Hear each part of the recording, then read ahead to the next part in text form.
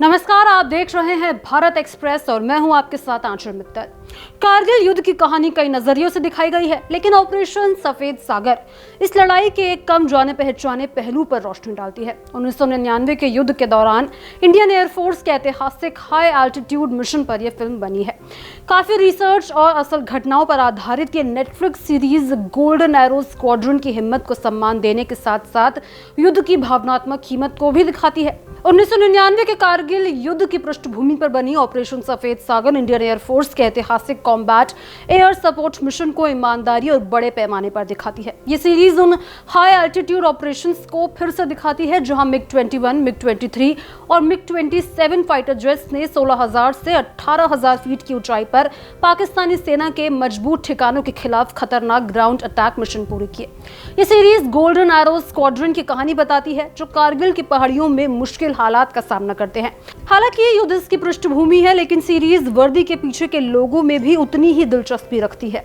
ये उन air heroes की कहानियां बताती है जिनके मिशन और एस्कॉर्ट मिशन ने अनगिनत जानें बचाने और जमीन पर लड़ रही सेना को सही जानकारी देने में मदद की थी।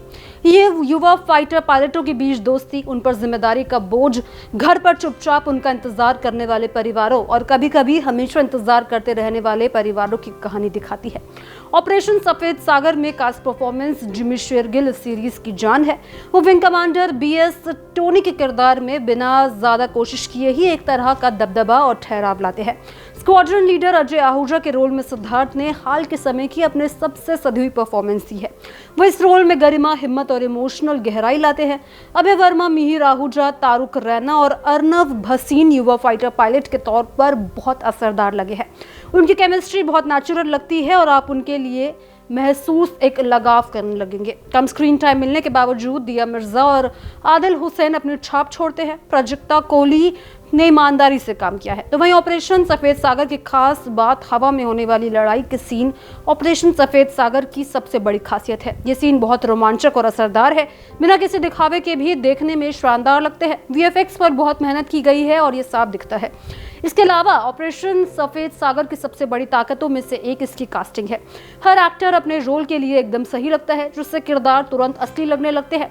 चाहे लीड कास्ट हो, सपोर्टिंग कलाकार, हर किरदार का अपना मकसद है और वो कहानी में बहुत अच्छे तरीके से घुल मिल जाते हैं। ये सब मिलकर कहानी में वजन, सच्चाई और इमोशनल गहराई लाते हैं।